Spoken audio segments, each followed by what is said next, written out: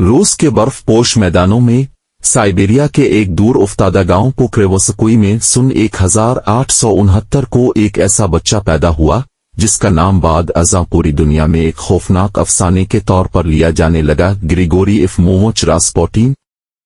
एक आम किसान के घर जन्म लेने वाला ये बच्चा निहायत अजीब तबीयत का मालिक था। गांव के लोगों के मुताबिक उसकी आंखों में एक ऐसा असरार छुपा था जो किसी आमिल अवली का सा तासुर देता था।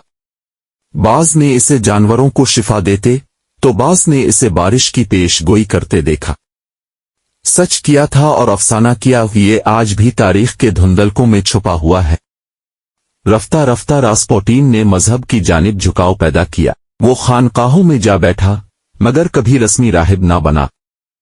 उसने खुद को एक दरवेश, एक रूहानी शिफा दहिंदा और खुदा का बंदा कहलवाना पसंद किया।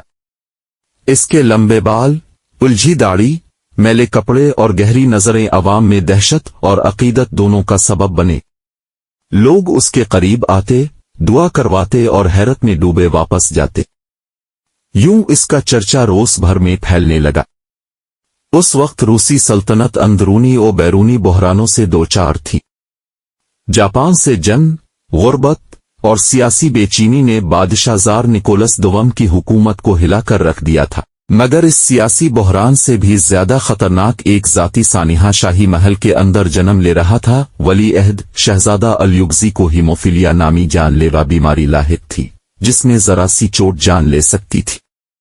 मां ज़ारेना अलेक्जेंड्रा, जो कि फितरतना मजहबी और रूहानी मामलात पर यकीन रखने वाली खातून थीं, हर इस रास्ते की तरफ मुतवज्जे हुई जहां से अपने बेटे की शिफा की उम्मीद हो। यही वो मौका था जब रास्पुटिन का नाम महल के दर ओ दीवार से टकराया।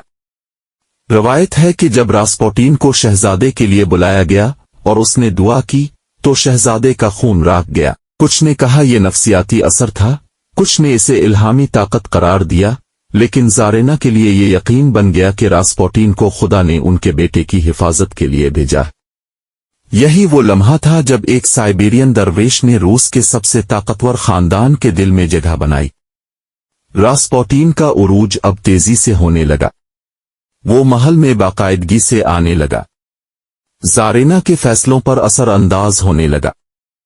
उसने मशवरे देना शुरू किए, वजीरों को हिटवाना, पार्लियामेंट डूमास को कमजोर करना और ज़ारेना को मुकम्मल इख्तियार में लाना इसके मशवरों का हिस्सा था। आवाम के लिए ये नाकाबिले बर्दाश्त था कि एक गंदा, बदनाम और मुतनाज़ा दरवेश रूसी सल्तनत के सियाओ सफेद का मालिक बन बैठा था। सेनेट पीटर्सबर्ग की गलियों में उसके खिलाफ चर्चे होने लगे। इस पर जिनसी बेरारवी, नर्सों, राहिबात और अशराफिया की ख्वातीन को बहकाने के इल्जामात लगने लगे। बाज दावेदारों के मुताबिक वो एक खुफिया फिरका खनलसत से वाबस्ता था जो गुनाह को रूहानी निजात का जरिया समझता था। इन इल्जामात ने अवाम में इज़्तिराब पैदा किया और अशराफिया को गुस्से से भर दिया।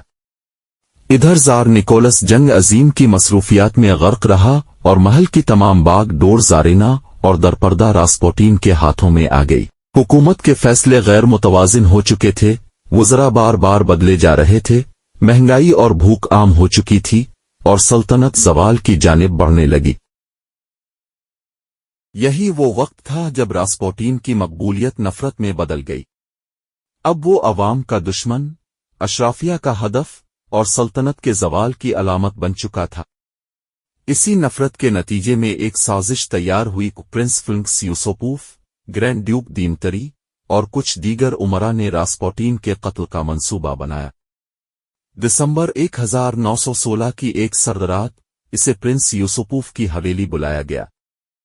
तहखाने में इसे जहर आलूद शराब और केक दिया गया, मगर हैरत अंगेज तौर पर वो बच गया। फिर उसे गोली मारी गई, लेकिन वो कुछ देर बाद जिंदा होकर बाहर भाग निकला। आखिरकार उसे फिर गोलियों का निशाना बनाया गया, मारा पीटा गया और नीवा दरिया में फेंक दिया गया। रवायत है कि जब उसकी लाश निकाली गई तो उसके बाजू बर्फ के नीचे इस तरह बुलंद थे जैसे वो बाहर निकलने की कोशिश कर रहा हो। ये कत्ल शाही खानदान पर बिजली बनकर गिरा, मगर अब कुछ भी बचाने के लिए बाकी न था। सिर्फ चंद माह बाद रूस में इनकलाब आया, ज़ार ने तख्त छोड़ा और रोमानोव खानदान को कैद कर दिया गया। اگلے ہی برس بالشویک کو نیزار زارینا اور ان کے بچوں کو گولیاں مار کر ہلاک کر دیا۔ راسپوٹین اگرچہ مر چکا تھا لیکن اس کی شخصیت ایک افسانہ بن چکی تھی۔ کچھ نے اسے نیک صوفی کہا، کچھ نے شیطان کا اوتار، مگر سب اس بات پر متفق تھے کہ وہ روس کے زوال کی علامت تھا۔ اس کا کردار آج بھی مورخین، ادیبوں اور فلم سازوں کے لیے ایک پر اسرار پہیلی ہے۔ راسپوٹین کی کہانی صرف ایک درویش کی کہانی نہیں، بلکہ ایک زوال پذیر سلطنت، اندھے یقین اور بے لگام طاقت کے انجام کی علامت ہے۔